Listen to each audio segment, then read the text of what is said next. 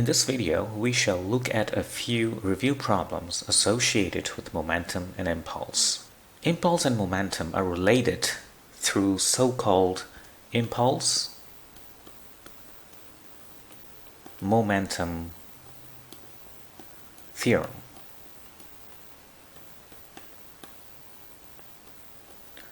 The theorem can be expressed in the following manner. The change in momentum, which is defined as the final momentum minus the initial momentum of a system, is the impulse, which is a vector, as you can see. When this change of momentum occurs in an interval of, let's say, delta t seconds, there is a force involved, and this is the force that causes the change in momentum, and it can be written in terms of the impulse vector in a following manner. It is quite simply the impulse vector divided by that time interval. Now let's apply these principles. Problem 1. A gun shoots 4-gram bullet at the rate of 80 bullets per minute at a reflective wall. The speed of each bullet is 400 meters per second. If the bullets rebound with the same speed it had originally, find the impulse and average force on the wall by the bullets. So this is the wall, and you have a bullet approaching the wall. So this is the initial state, and upon rebound the bullet will go in an opposite direction, like that, and that is the final state. So let's calculate the impulse vector for all these 80 bullets first. Now we know the impulse is given by the change in momentum, and the change in momentum is the final momentum minus the initial momentum. Momentum of a body is defined as the product of its mass and its velocity. So that is the definition of momentum. This motion is essentially one-dimensional motion. So if you take that direction to be represented by I hat unit vector, then this direction is represented by minus I hat unit vector. So let's calculate the final momentum of each bullet. So the mass of each bullet is 4 grams. So let's turn that into kg. This velocity of the bullet, the final velocity that is, now note that it's going to the right with a speed of 400 meters per second, so that means it's 400 I hat. Now let's do the initial momentum of the bullet.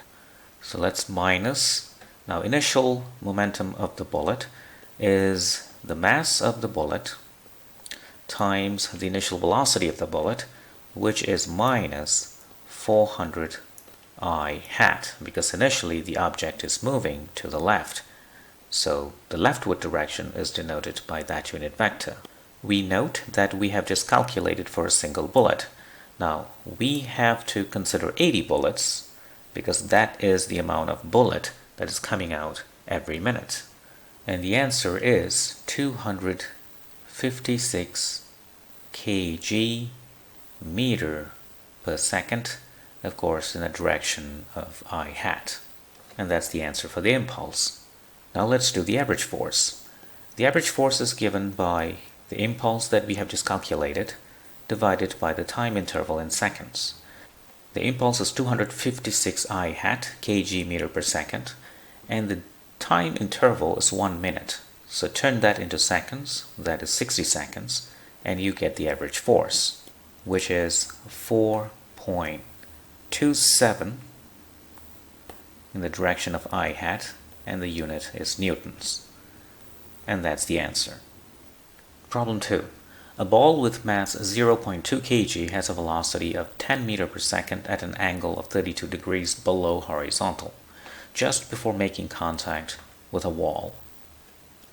What is the magnitude of the change in momentum of the ball while in contact with the wall, provided that the ball leaves the wall with a velocity of 18 meters per second vertically downward. So that is the wall, and you have the ball approaching, and its direction of velocity is like that, below the horizontal, and it's 32 degrees below the horizontal. And after the contact, what it does, it leaves vertically downward like that. The initial speed is 10 meters per second, and the final speed is 18 meters per second. We want to determine the magnitude of the change in momentum, or magnitude of the impulse. So the change in momentum, as we know, is the final momentum minus the initial momentum. Direction-wise, I'm going to take the upward direction to be the j hat direction. So the downward direction is minus j hat direction. The rightward direction is I hat, and leftward direction is minus I hat. So the final momentum of the ball is the mass of the ball times the final velocity of the ball, and it's given by minus 18 j hat due to its direction. Initial momentum has two components, as you can see, due to the direction of travel. It has both the positive x component and the negative y component. So the initial momentum is again the mass 0.2 times the x component of the initial velocity, which is 10 cosine 32 degrees I hat, because it's going in that direction. And the y component of the initial velocity is minus 10 sine 32 degrees j hat, because the y component is heading downward. So this I component becomes 1.7 I hat. There are two j hat terms, this and that, and they will give you minus 2.54 j hat, and the unit is kg meter per second. Now note, there is a minus and there's a minus, and that will give you a plus, and the final answer is minus 2.54 for the y component of the change in momentum. So that means the magnitude of the change in momentum is given by the square root of the sum of the square of components. So 1.7 squared plus minus 2.54 squared, which will give you 3.06 kg meter per second for the magnitude. Problem 3. Figure below shows a ball with mass 250 grams, that's this one, as it about to hit a bat. The bat is shown in blue. Just before it hit, its speed is 15 meters per second in the direction shown. The direction is 28 degrees below the horizontal. After the hit, its velocity is 10 meters per second vertically upward. That's that. The ball is in contact with the bat for 3 milliseconds.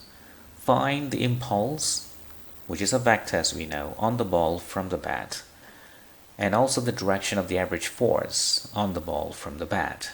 So this is the initial state, and that is the final state. Now let's first calculate the impulse vector. The impulse vector is the change in momentum.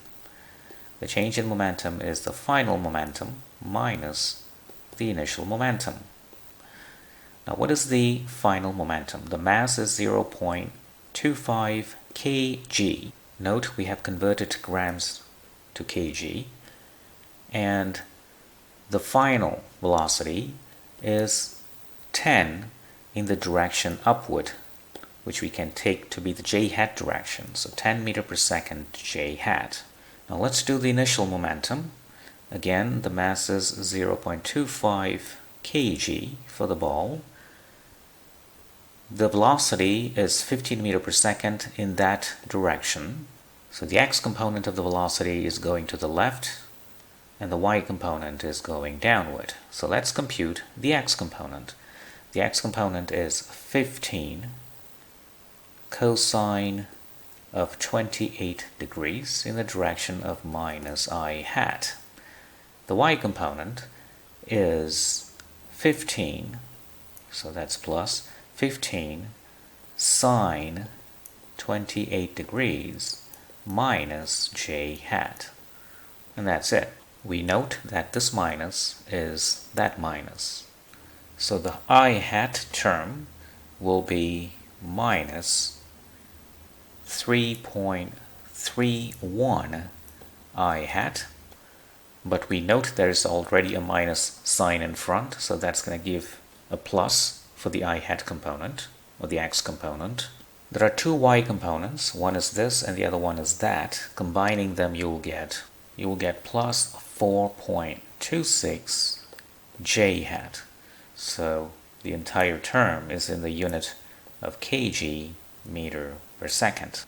The magnitude of the impulse can be found as follows: 3.31 squared plus 4.26 squared square root, and that will be, which is about 5.4 Newton seconds. Now let's calculate the direction of this impulse. It has positive I and positive j, like that. So this is 4.26 and this is 3.31.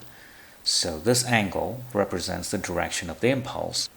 And alpha can be calculated using trigonometry, and it is simply arctangent of 4.26 over 3.31, which is 52.2 degrees. So the direction of impulse is 52.2 degrees above the horizontal. So that is part A. Now part B is the magnitude and the direction of the average force. So average force is given by impulse over the time interval. So the magnitude of the force is the magnitude of the impulse, which is 5.4 Newton seconds, that's from part A, divided by the time interval, and we know it is 3 milliseconds, so 3 times 10 to the power minus 3 seconds, and you will get 1,800 newtons. Now note from this equation that force and impulse are two parallel vectors, so that means the direction of the average force is also 52.2 degrees. And that solves the problem. Thank you for watching.